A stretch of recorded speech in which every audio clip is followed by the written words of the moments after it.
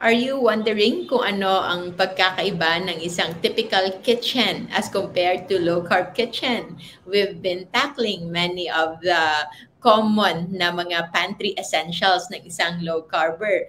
Pero today, it's a little more special dahil hindi lang ito basta-basta low-carb kitchen lang, but low-carb kitchen ng isa sa ating pinakamamahal na low-carb chemist in our low-carb community, registered chemist, scientist, isa sa pinaka-paboritong admin ng ating Facebook groups on low carb life without rice and low carb feasting and fasting community. Let's all welcome chemical engineer Earl Lazo. Hello, Earl. Hi, good evening, Doc. Good evening sa lahat ng mga followers. Good evening, good morning, good afternoon. Kasi morning kung nasan ako ngayon. Ay, oo pala. I almost... Natawa naman ako sa intro mo. Anong kakaiba sa kitchen and chemist? Pero thanks, Doc. Thanks. And it's nice to be here with you now. Yes, we've been friends for more than 1 year, magto 2 years na ata Yeah, tayo. magto 2 years na. Oo, parang kailan lang, and it's amazing how our community evolved. And yun nga, it's just so happy na lumalaki tayo and mas nagiging solid. And what's better is yung paniniwala natin how amazing low carb and fasting talaga when it comes to healing, when it comes to our health, ay hindi natitinag. Instead, it's just becoming even more stronger as time goes by. Yeah, yes, Doc. Totoo yan. And malaking tulong yung dalawang Facebook groups mo, yung Life Without Rice, saka yung LCFF. Kasi may mention na rin yung ating friend na si Chloe, lagi niya sinasabi, ripple effect, di ba? Pag may na-influence, may na-inform ka at na-educate kang isa, kakalat na yun. So, yung education, very important. So, yes. Yeah. Thank you for pointing that out, but I have to correct, no?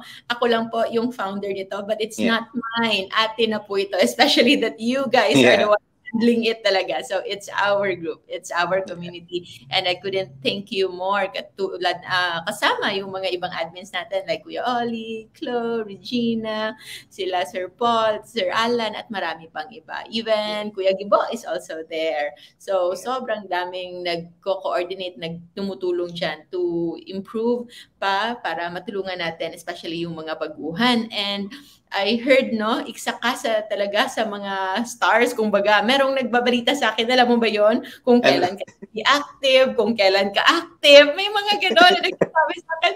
Sabi ko, hayaan nyo lang si Earl kasi busy na. Maraming ginagawang totoong trabaho sa buhay. This is just like your voluntary work, kumbaga, to help our community.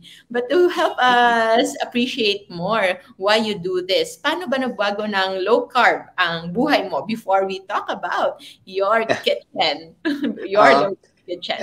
Malaki. I think malaki ang naging influence ng low carb sa akin. Kasi naalala ko, nag-start ako 2018 eh. Parang before that, I have always been worried sa health ko kasi nga sinasabi natin it runs in the family. My dad passed away of cardiac arrest, my mom of cancer. So so parang so matatakot ka, 'di ba, na it runs, sabihin natin it runs in my family. And then every time magme-medical check-up ako noon sa company namin, and then makikita mo yung lipid profile ko, yung kidney profile ko, and all medyo off talaga yung reading. So I've been trying to improve my health, pero nothing seems to work at that time. Alam mo yung paiba-iba talaga ng ginagawa. Alam mo yun, puro salad lang, dahon na lang kinakain and all. Pero pag nag-medical check, ganun pa rin. Parang nothing's changed. And then one time, may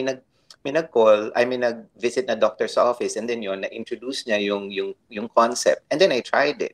And then after a few months, then I noticed may improvement nung nag-medical check-up ako. And then I was able to keep my weight in check then. Kasi hindi naman ako mataba. I'm not really huge or something. Pero I'm very conscious lang. If I feel I'm over my ideal weight, then I make adjustments sa diet ko. Pero mula nung nag-low carb ako, it doesn't seem to really, overshoot or na-maintain din talaga yung weight ko as long as I stay strict. I mean, tao lang tayo. We make mistakes, pero it has impacted my life a lot, and not only me, and all the people around me rin, medyo na influence na rin, and na educate na rin yung mga tao. So that's how it helped my life. there's two things that I want to emphasize with your story. How young were your dad when he passed away? Oh yeah, he was 48, and I'm a 48 years old. And Very you young. also, right now, also I'm around that age now. around that age. And See, you don't don't, di ba? the age, okay? You When look people younger than that. Yeah, when people are saying na, "Oh, ang bata naman nung dad mo nung mamatay," at nung time na yun, hindi mo maiisip eh, kasi bata pa ako eh. Parang, bata ba yung 48? Parang di ba matanda na yun? Kasi I was like 18 yata. No? So isipin ko, ay bata pa. Matanda na rin yung 48. And now that I'm near that age, oh my God, it's really, really No. young. Yeah, it's There's so young. much more in life that we want to do. Even now, usually yung basihan ko yung age ng mom ko. For me, yun nga, I refuse to believe that 67 is old because Yeah, that would mean that my mom is old and I don't want to yeah, think that she is old. So yeah, that's yeah, why hindi pa talaga. And nakikita na natin yan how many people in advanced ages are reversing their condition. They feel 5 years, 10 years, a lot younger than before. And to think they only started low carb 5 months ago, 2 months ago, 3 months ago. Good thing na they're taking things slowly, but for those who are quite in a hurry, para siyang reminder na hindi talaga natin madaliin yung progress. Another thing yeah, that you mentioned, it's good that maybe because you're in a different country, na it was actually a doctor who introduced to you the concept of yeah, low carb fasting. yeah, Like sa Pilipinas, vloggers yung una nag-influence sa kanila yeah, sa low yeah. carb and fasting, to which at least kahit papano we are still very very thankful in any way na we can raise awareness. Maganda pa rin yun. But of course nga, if it's not coming from a doctor, there will be doubts. And sometimes, if Yes. it's not the best kind of low carb, yung pinaka-ideal na paraan ng pag-low carb and fasting, doon nagkakaroon nga ng mga mishaps, ng mga side effects. At yun nga, Yeah. sometimes sayang yung opportunity for sustained healing na mawawala because they didn't start it the right way. Yeah. So, Yeah. good that it's a doctor that influenced you. So, how did you start right after that? Um, the good thing din kasi Doc is meron akong science background. So when he was explaining it in medical terms, pero definitely in science pa rin, naiintindihan ko yung sinasabi niya and it was making real sense. Lalo Mm. yung in-explain niya how kung bakit sugar and carbs ang problem and not the fats and the dietary cholesterol that we eat that impact, yung mga ganun ba. And while he was explaining it, and then naiintindihan ko agad kasi parang, yeah, it makes sense. And then from then on, nagbasa na ako, nag-research ako ng mga, like, what low carb is, how it works, the principles, the basics, and everything about it. Before I did it, nagbasa muna ako, inintindi ko muna kasi nga, we will be prone to mistakes eh, kapag hindi, ginawa mo na lang basta nang hindi mo inintindi. So, inaral ko muna siya. And I didn't really start agad-agad. Parang, I think that was September nung nag-talk yung doctor and then I was slowly reading into it. And then I think by December, sabi ko, sige, start na talaga. Siguro Wow. before that, nag-umpisa lang akong paunti-unti. Tapos nung December, talagang nag-focus na ako. Whenever I buy things, hindi pa ako nun, sa mga processed food, I still buy processed food that time eh. Pero I made sure na low carb siya. Talagang titingin ako sa ingredients. The moment I see sugar, hindi ko talaga gagalawin. Hindi talaga ako bibili ng anything with sugar. That time, it's so funny yun. Yun. So So, yun, ganun lang. And then you also mentioned no that your progress nga is quite slow and hindi ka nag basta-bastang pumasok unless you are Hindi. really prepared. And yon, sabi mo, even if you're not medically directly medical field talaga, but you understand the concept because the basic concept, you're a chemist. So when it comes to medicine, it's biochemistry. So it's Yep. still the basic chemistry actually. It's just applied in biology, in life, in human form. That's why you were able to comprehend it. And good thing na din, now that we understand it, makikita talaga natin na it's actually just a very simple science na pwedeng Yep. i-teach sa elementary, pwedeng i-teach sa high Yeah. school, na hindi Yeah. kailangan komplikado.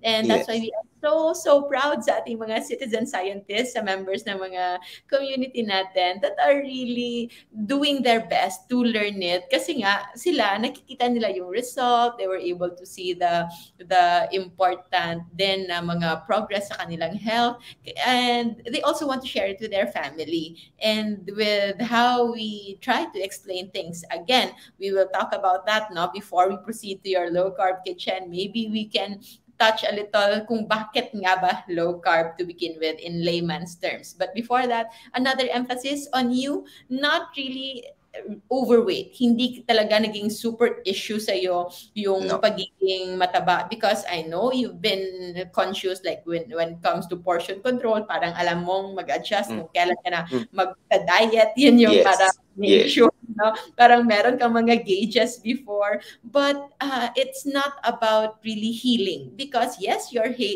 weight, you are keeping it in check within that normal value, normal BMI values, but your laboratory results, you feeling each year, alam mo talaga na there is something that is deteriorating. Yes. So what changed nga when you started low carb? Is it just about the weight and how it improved your overall na pakiramdam? I think, yung tinatawag natin na NSVs, mga non-scale victories, yon yung mga damit na nag-fit na. And my friends, sorry, but I was very superficial before. Pag laging pinapansin ng mga tao, Earl, tumataba ka na. Earl, parang ang dibdib mo, parang ang laki na or something. I feel really conscious pag kinokomentan ako ng ganun. And that's lagi kong naiisip na, gagawan ko na ng paraan. So mag-a-adjust na ako noon, magpapapayat na ako noon. So yun nga, my clothes are tight-fitting before, pero mahilig kasi ako sa maliliit. And then after noon, biglang nag-loosen up na alam mo yun talagang kasya na siya ulit. It fits better, even my pants. Hindi naman umabot sa point na kailangan mag-change totally ng wardrobe kasi maliliit na talaga yung damit ko before. Pero alam mo yun, mas nag-fit na yung mga damit. Yes, and then there was one time nung talagang siguro second week nung nagulat ako one morning, my mind was so clear, as in, ang linaw-linaw talaga. I was telling my friend, there was another keto person, a friend I know it from Singapore, siya yung nag-guide din sa akin nung early days, kasi mas nauna siya.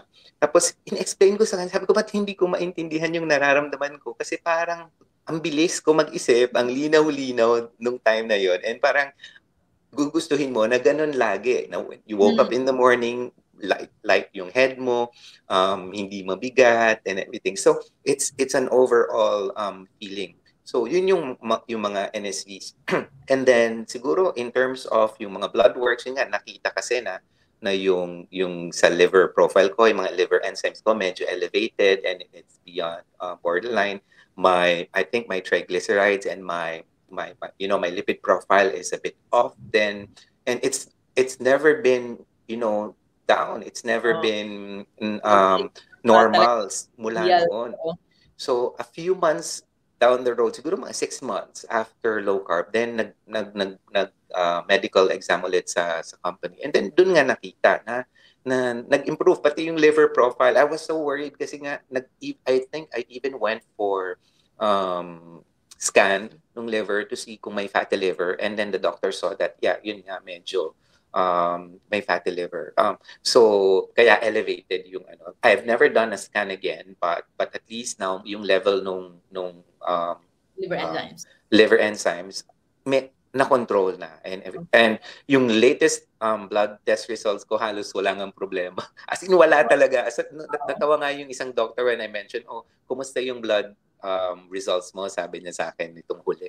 Sabi ko, okay naman, isa lang yung red mark, yung ferritin, yung iron lang. Sabi ko gano'n. And natawa siya kasi natawa siya doon sa term na red mark kasi wala talaga doon. Wala, nothing to report in that blood work. So, which is good. Naman yan. Those are really, really nice, no? So, yun ang isa sa mga pinakamaganda talaga, yung NSV. So, the weight is just parang just so you know lang, but it shouldn't really be the end all be all kumbaga when it comes to our progress. So you started around December, holiday yon. How was your holiday then? Kinaya ko, Doc. Wow. Yun yung, I think yun yung, siguro isa sa mga strength ko. I can really say no if I don't want to.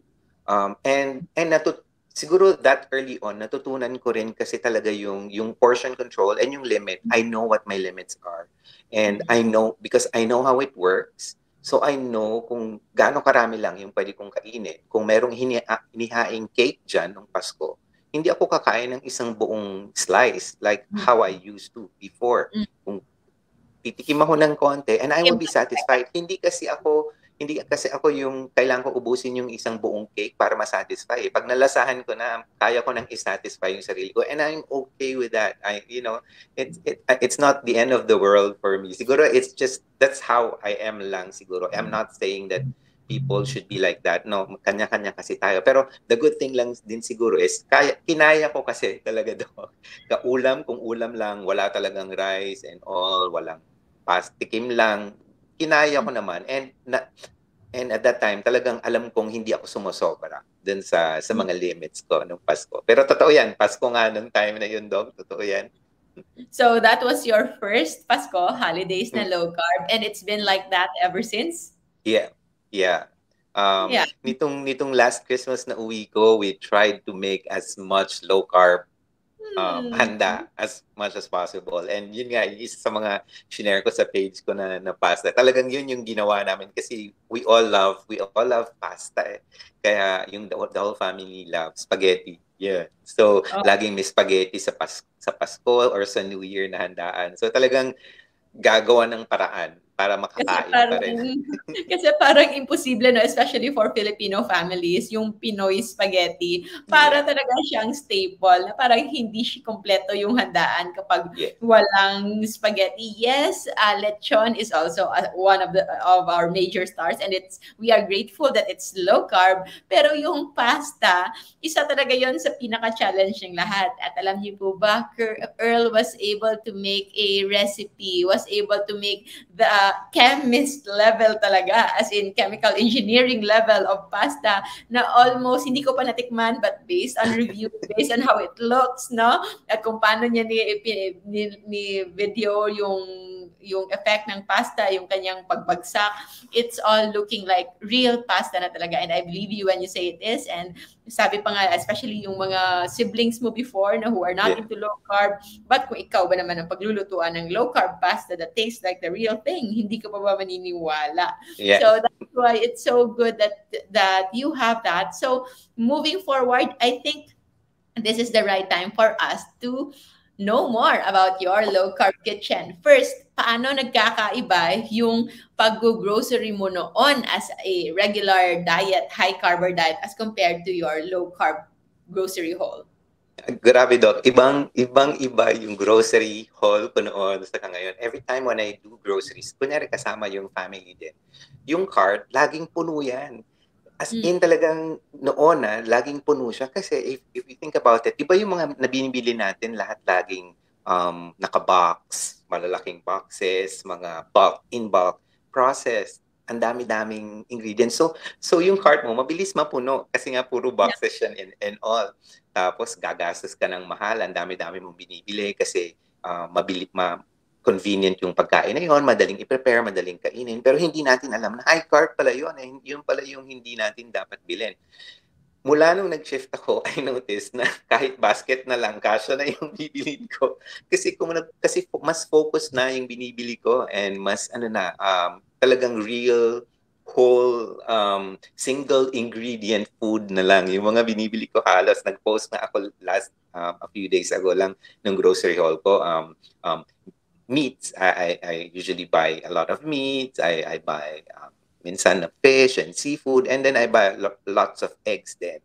So yun lang basically yung binibili ko na kasi hindi na ako bumibili ng nakalata or ng naka-box or basically na lang, real and whole and fresh food na lang karaniwan yung binibili ko. Pag pumunta ako ng supermarket, parang ang bilis ko na nga umikot kasi alam ko na yung sections na pupuntahan ko. I don't even need to go yung mga usual sections na pinupuntahan natin noon pag nag-grocery. And laging alam ko na kung ano yung bibilin ko. And in terms of the things that I use to prepare my food, same na lang din. I don't need to buy all the time kasi parang ano na, very basic na rin eh. So, hindi rin ako bumibili ng maraming sauces and ready-to-made sauces because I always start from scratch. Yun yung sa kitchen ko, I always try to start from scratch when I cook. So speaking of starting from scratch, it's really engineering at work. Pero sa kitchen. So you have a lot of recipes na sobrang gaganda talaga na I know yung mga baguhan lang sa low carb, they will become skeptical. Kasi nga, they are too good to be true. Kung titingnan mo yung mga mukha ng niluluto mo, they really look like the real thing, even looking better than the real thing na high carb talaga. When did you start experimenting? Paano nailabas yung creative chemist side mo when it comes to low carb? But before Siguro, you yes. wait, ipapakita ko muna for those who na hindi pa naka-follow sa page ni Earl, which I really urge him to do before na I'm so happy na nandyan na nga. This is where his creations are. So, it's me in my kitchen and yan ay isa sa mga sample ng kanyang mga niluluto. So, that's a cinnamon roll. Cinnamon roll, yeah. High carb talaga, but it's low carb for the ingredients and how to do that. Earl is very, very kind to put there the individual ingredients and even how to do it para makuha natin yung ganyang consistency and ganon kasarap and katakam talaga. So, paano nagsimula ang Me and My Kitchen? And ano ba yung nag-trigger sa iyo to experiment on your own? Kasi nga, usual na problema ng mga nag-uumpisa ng low carb doc, di ba yung letting go of the food that we love, na mga high carb food. Yun yung usual problem natin. So, parang ako, I tried my best to really find something that will replace yung mga nami-miss kong pagkain. So, talagang, nasa Singapore pa ako nung time na yun when I was starting, siguro nung 2019.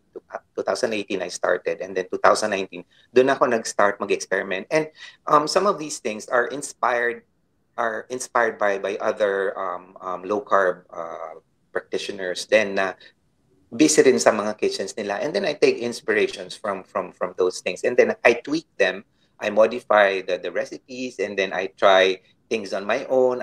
If I don't want to use something, I use something else to replace it and see kung ano yung magiging final result hanggang makuha ko yung gusto ko na texture or na lasa or as close to the real thing as possible. Nung pumunta na ako dito nung 2020, mas marami na akong feeling ko mas marami akong time sa kitchen mag-experiment. I'm not really a baker as well.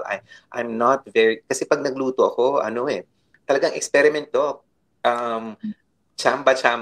I don't really go for measurements. And di ba pag nagbe-bake, sinasabi nila kailangan exact yung measurement mo ng flour, ng eggs, ng butter, and ng sugar and everything. Kailangan exact. Ako talagang hindi ako sanay. Gusto ko tansya hanggang makuha ko yung lasa ko. Natuto ako na mag-adjust and mag-make ng measurements and then to make sure para mas lalong sumakto yung ginagawa ko.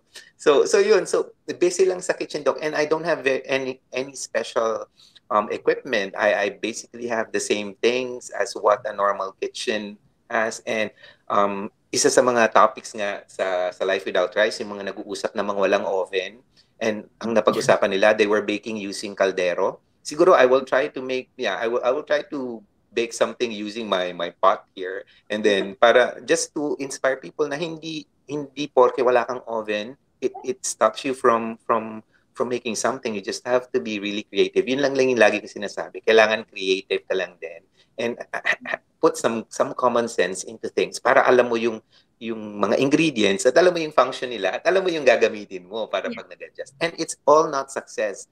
Sa mga experiments ko, marami ring failures, Doc. Marami ring trials yan. Hindi rin lahat yan biglang naging successful. So, yun. And that's where we learn. We learn from those things. I'm glad you mentioned about those failures, no? Because yun nga, huwag tayong magpapascam. Just like yung sinabi ko sa mga nag-idol nating mga artista na we want to look like them. Hindi natin alam, sobrang daming pinagdaanan nila. Meron silang mga surgical procedures, non-surgical procedures before they reach that point. And the same thing with the superstars sa ating mga groups na naglalabasan ng magagandang photos of their food. Hindi nyo lang alam kung ilang beses din nilang tinake yon. Baka yung picture na yon na sobrang ganda, merong 100 photos nun sa kanilang camera and they chose that best photo. So it intends to inspire you. Huwag kayong mag-discourage and don't make it something for you to overwhelm na parang ayaw nyo na kasi what you are preparing is not as beautiful as that. No, we have to be realistic. Kaya galing na yan kay Earl who's having a lot of really kasi hindi lang po siya chemist, artist din siya, and photographer. Tingnan mo naman yung kaniyang mga kuha sa kaniyang pistachio sansrebat na para talagang high carb and it's really real low carb. Yes, Earl. I was even surprised sa lasa niyan kasi that was my first time to make sansrebat and low carb pa siya and I've never done it ever in my life. And natuwa ako sa naging finished product kasi it looked like the real thing and it tasted really nice. Parang hindi nga ako, alam mo yun, hindi mo nga dapat pinupuri yung sarili mong luto pero I can't help it nung kinakain ko, ako mismo nasasarapan. And it's really like the real thing. You know what I did, Doc? Kasi it's a bit, kasi medyo malaki siya and I don't want to finish it all. Dinala ko sa office. Shinare ko yung kalahati sa office and hindi naman low carber yung mga tao doon. So I wrote a note and this is, I told them, I made this over the weekend and this is sugar-free. It's a bit sweet, but don't worry, it's sugar-free. Sabi ko sa kanila. And they loved it. They loved it. And yung story nung pinakita ko rin na, yung pinakita mong unang may photo ng cinnamon rolls, dinala ko rin yun sa office. Ay, hindi ko sinabi sa kanila na low carb siya. And they loved it. And when they finished it and told them it's sugar-free, it's low carb. And then they were also surprised kasi it tasted like the real thing. You know, parang parang tinest mo how natural it can appear na parang high carb talaga. Pero because I think that's something that can make our hearts talaga na parang masisihan tayo when we prepare something na low carb pero yung mga high carber ay na-appreciate nila and that's actually a very very good starting point to convince someone or to help someone appreciate low carb na we don't need to deprive ourselves. And I know isa sa mga questions and concerns ng karamihan would be yung cost of doing low carb. If hindi nyo napanood yung live namin kanina ni Tito J on magsimula ng murang low carb, I suggest you watch that and we will share that to Life Without Price para sa mga nagtatanong. You can always rewatch that on replay every time na feel nyo magastos ang low carb. But no, hindi siya magastos. There are many ways to do low carb the affordable way yet not jeopardizing your health. Pero yung isang avenue din actually ng low carb to which my husband emphasized when we started to be together na is yung low carb ay masarap because there are also people who will really never let go of high carb kasi nga feeling nila they're gonna miss so many things in life na parang that gives them pleasure, especially with high carb foods. And hindi lang yon cinnamon roll, hindi lang yon yung pistachio sansrebat. This is one of Earl's masterpiece talaga. Yan, yung kanyang pasta. Yung kanyang pasta. How many times were you able to trial and error sa pasta mong recipe? Nako, napakarami, Dok. Kasi yung unang try, medyo malambot. Yung unang try, medyo napasobrahan sa tigas. Alam mo yun, parang, tapos hindi mo makuha yung talagang pag binight mo siya na merong parang al dente texture ng pasta. So, kung ano-anong ingredients ang ginamit ko, minsan may coconut flour, almond flour, and everything. And then, lately, ang pinaka-reason na ginawa ko is I had to make it more carnivore. I had to, because I'm cutting down on the nuts and the seeds. So, nag-experiment ako. And so far, okay pa rin naman siya because I was using egg white powder Wow. instead.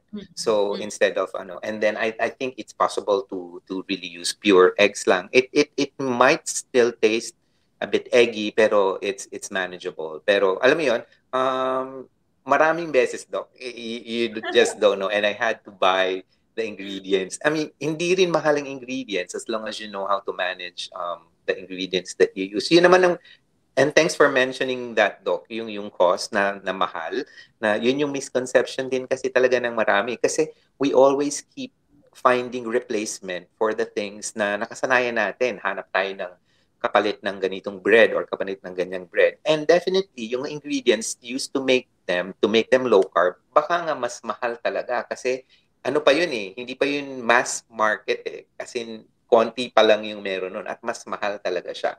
And then if you keep finding replacement for everything na nami-miss mo, dun ka magkakaproblema.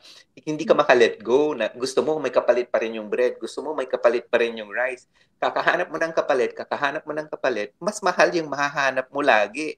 Why can't you just let go of those things and focus on what matters most? Meats, eggs, fish, and seafood. Basically, yun lang. I know, pwede ka namang bumili ka ng almond flour and bake a cake. You don't have to bake every day. Mapapamahal ka talaga kung everyday ka magbe-bake at everyday ka kakain ng almond bread mo. Kung mag-bake ka this weekend, kumain ka this weekend, okay din yun. Hindi naman dapat araw-araw. Kaya mo sinasabing mahal yung low carb kasi you keep buying those things na hindi naman din dapat. Hindi rin yun yung focus like what you're saying. It's not really the focus.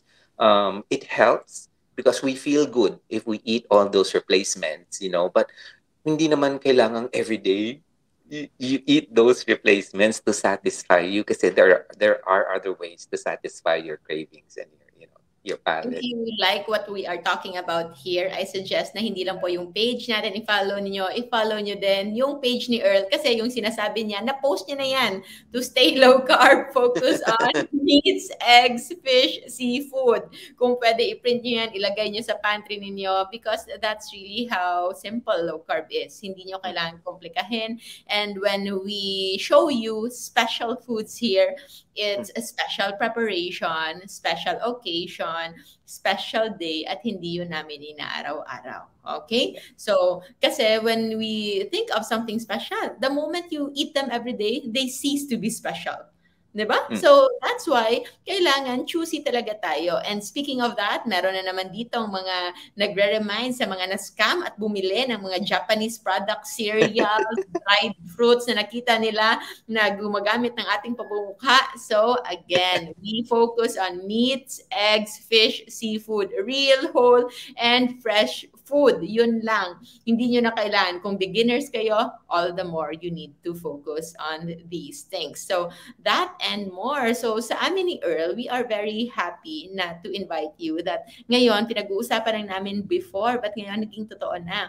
There will be a large-scale gathering ng low carbers sa Pilipinas, and that's going to be on a Sunday na po, October 2, 2022, and we invite you all, and Earl, being one of our experts in Life Without Rice of more than 400,000 members, will already accepted our invitation to be one of the panels ng Q&A natin. So, kung meron kayong mga questions when it comes to low carb or specific for Earl kung paano niya nagagawa yung mga amazing recipes niya, you are more than welcome to join our National Low Carb Day 2022 na kung saan we will focus more on healing talaga, enjoying the good foods, the low carb foods, and we will gather as one to make some noise. Okay? That's going to be the Low Carb Con, the Low Carb Workshop, and the Expo. Welcome lahat sa face-to-face and even sa virtual attendance sa hindi makakarating. So Earl will attend to your questions online. So magla-live stream tayo dyan in our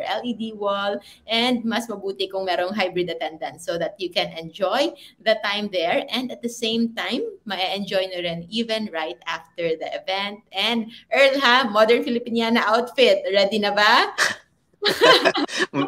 meron akong barong dito. So, okay lang. That's so nice. That's so nice. May baon akong barong. Naman, okay lang siguro mag-short sa baba. O ano, hindi Yes. So you can bring your usable utensils, your family and friends, your low-carb snacks and smiles para sigurado in case wala kayong time para lumabas sa expo to eat because sobrang ganda ng ating mga topics na nakalinya for all of you. So you can enjoy while being there the whole time. You can log into www.nationallowcarbday.com and message the admins in our Facebook group sa ating mga gusto pang mag-register. Meron pang few slots available and we thank all of our sponsors for their support because lahat na ito ay sumusuporta sa ating lifestyle and we thank all of them kasi hopefully we are really nearing our ultimate goal na yung low carb ay maging everyday na language sa bawat tahanang Pinoy or kahit saang tahanan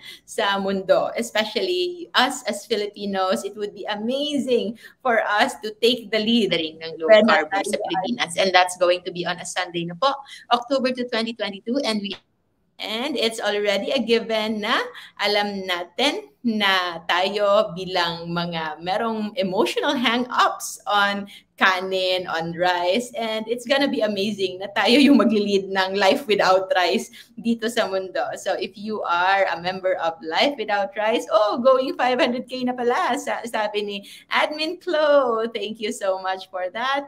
And yes, paki-report na lang yung mga ads ng mga pages na nag-scam. Okay, so you can follow Earl in Me and My Kitchen. That's www.facebook.com/meandmykitchen. Okay? Para sa more amazing recipes. Ako mismo, Earl, alam mo, na-screenshot ko na yan. Sinave ko na, screenshot ko pa kasi ayokong mawala sa aking timeline yung pistachio sans rival na ginawa mo. So, hindi ko talaga siya palalagpasin.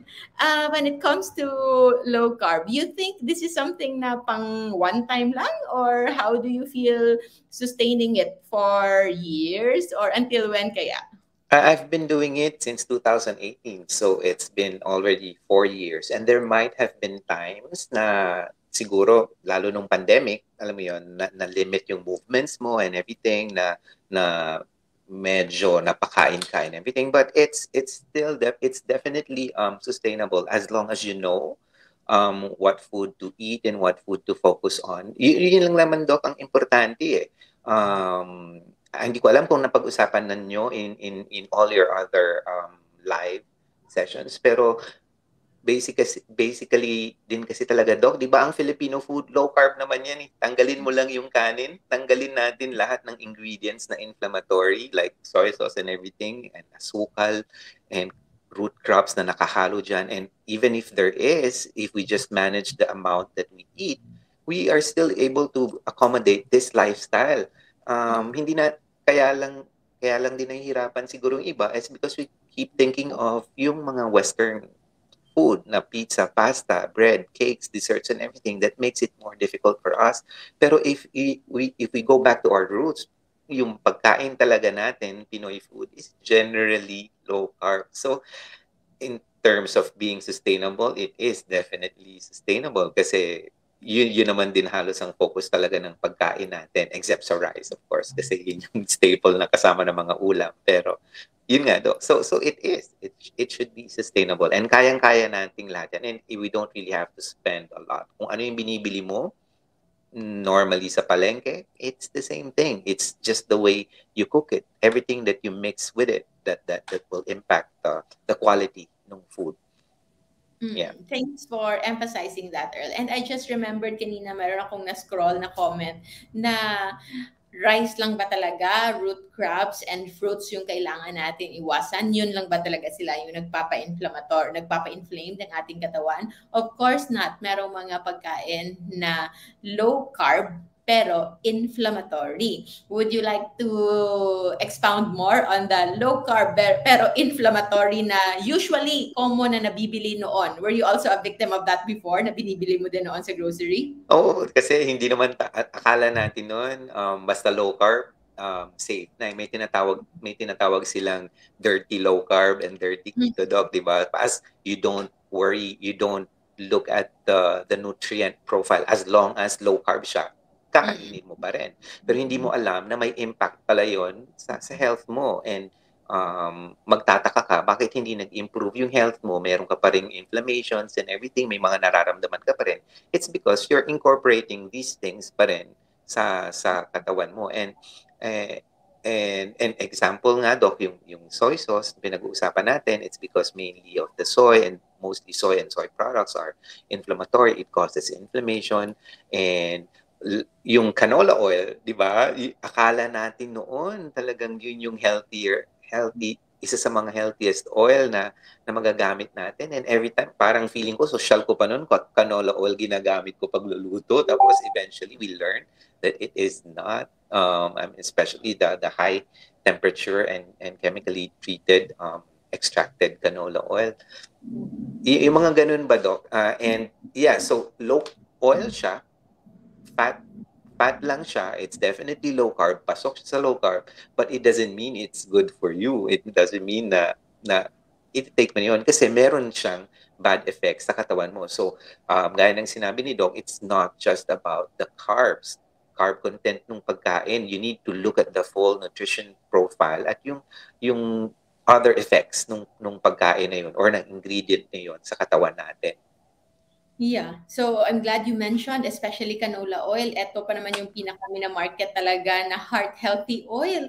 Imagine, a heart-healthy oil, pero it's not made from nature. It is gawa lang sa factory. Wala pong canola oil 50 years ago or maybe 70 years ago. Walang canola oil. And the moment it was introduced and the likes of canola oil, yung mga seed oils na yan, alam nyo ba na mas nag-shoot up din yung incidence na mga heart attacks and stroke. If you can make a research, there's already a research about it showing na the use of these seed oils are actually one of the culprits kung bakit merong higher degree of inflammation sa katawan. But for those who are researchers and working in the hospitals, try nyo lang, kahit incidents lang. Try to ask those families ng bantay ng mga taong nagkaroon ng heart attacks, nagkaroon ng stroke, with low to normal LDL levels and total cholesterol, and yet na-stroke at na-heart attack, and try to ask kung anong oil yung ginamit nila for the last 5 years.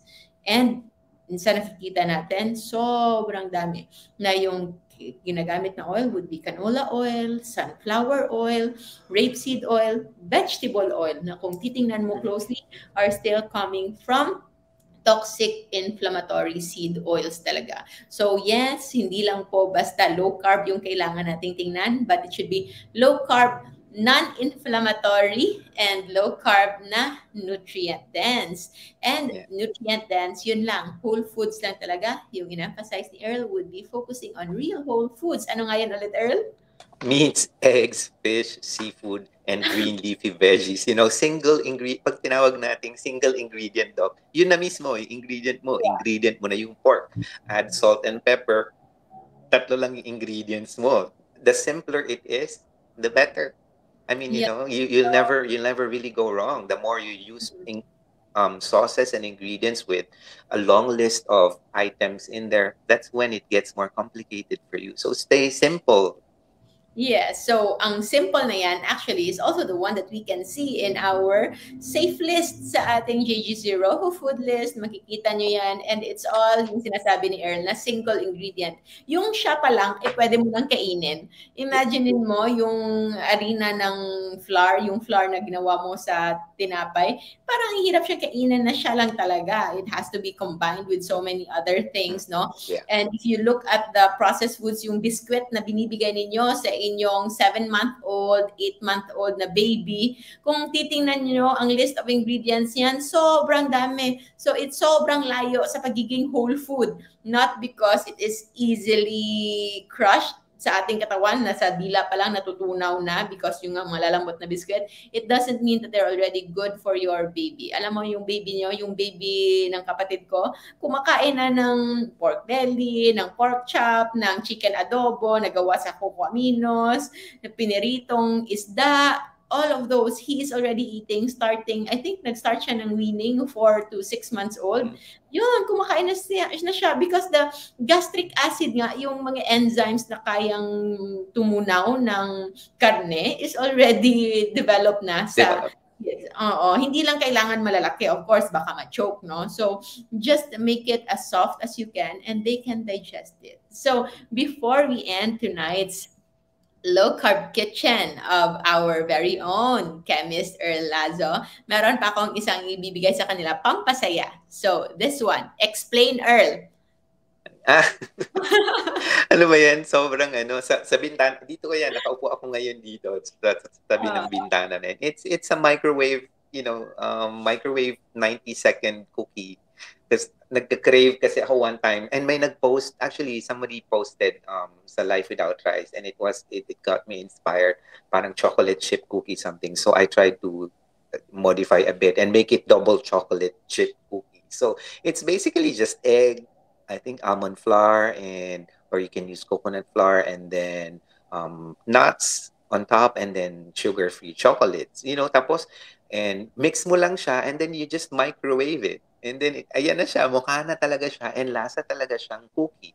So yung time na yon na I was craving for that, at least na satisfy and I felt good and it was much less of the guilt kasi nga low carb siya. Pero it was easy and I just had to show kung gaano siya kalaki. Because I think I was able to make 1 or 2 lang from that single recipe para hindi na rin ako maparami ng kain. So at least parang halos single serve lang siya na double chocolate chip cookie. Because I think this double chocolate chip cookie, hindi lang siya basta low carb double chocolate chip cookie. It's representing so much more.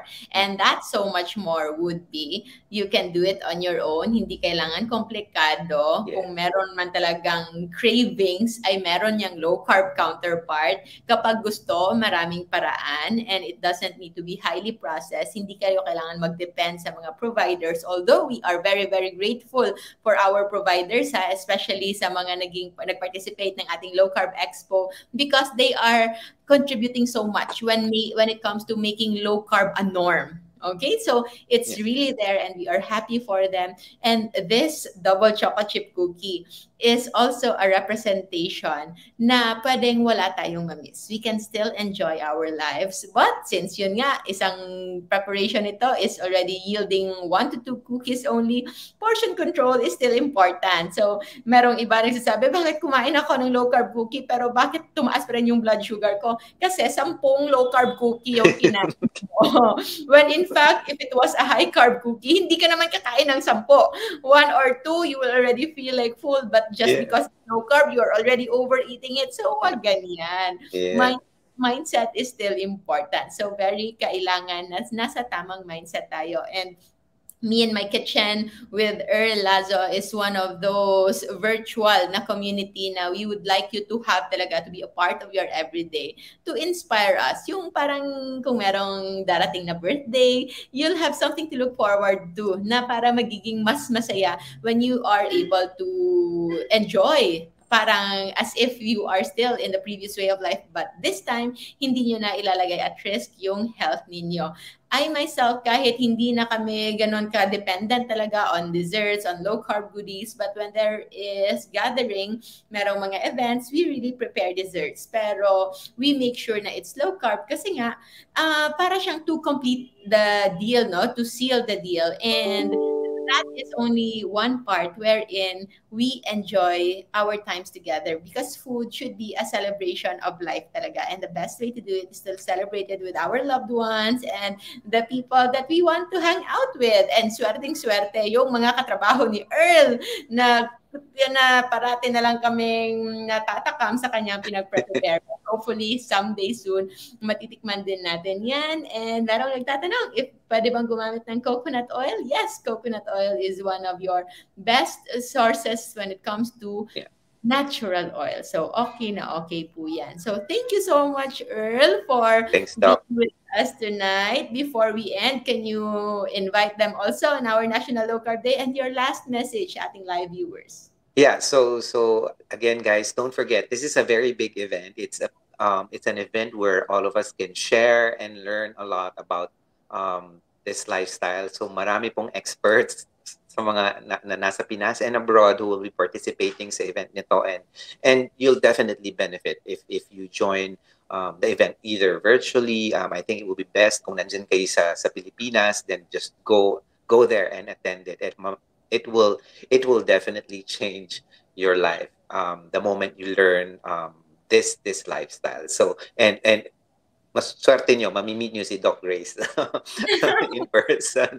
So yes, and thanks Doc. Thanks Doc for this time, and thanks for inviting me here. And too bad the time is medyo short ang time natin, but we can go on and on and on and talk about food and everything. If they have any questions, everybody's welcome to message my page, Me in My Kitchen. And thanks Doc for sharing my page dito sa discussion natin. I really appreciate it. I will try to be more active, posting and sharing whatever I make or do sa page to help. Yeah, empanada. Because one day I was just craving for empanada, and then I went to the kitchen and made empanada.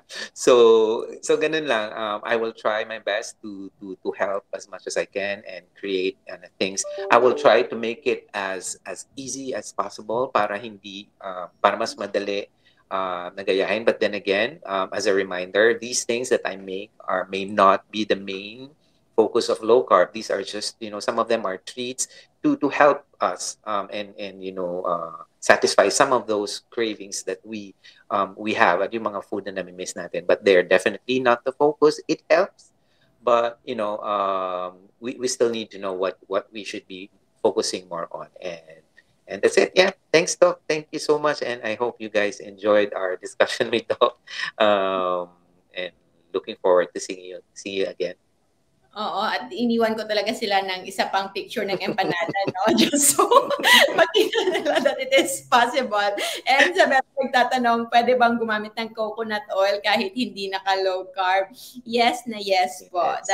The best way to go about improving our way of life is to start replacing the unhealthy ones with healthier ones. So definitely, whether low carber or high carber or typical or no label diet, pwede nyo talagang itapon lahat ng canola oil, lahat ng seed oil na nasa bahay ninyo, margarine, shortening, yung mga Crisco oils, those are high in trans fats. Sila talaga ang nakakakos ng pagbara at pag-inflame ng ating mga ugat.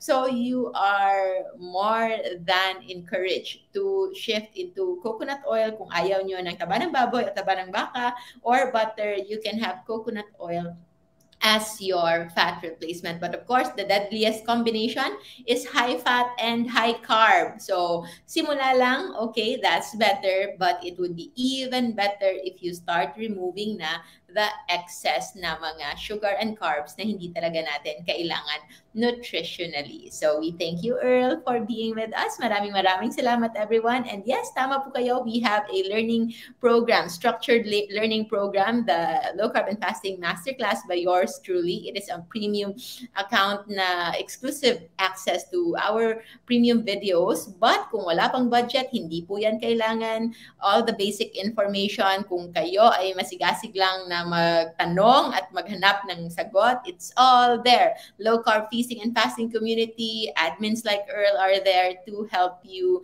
to guide you, to answer your queries. And for food inspirations, more of Earl's creations and others na marami ng mga food scientists dyan na sa ating group. Yon, welcome na welcome kayo to join our Facebook group, Life Without Rice. So maraming salamat, Earl. We hope to see you again next time. But before that, ano muna tayo? Picture muna tayo before we end today's discussion. Smile. Thank you, Earl. Maraming salamat. Thanks, Remember to always stay low carb so that we all stay safe. Have a good night. Have a good day. Happy work day for you. Good night. Thanks, Doc. Hope hindi ka malilate sa work. Hindi naman. See you. Bye-bye. Bye-bye. Thank you.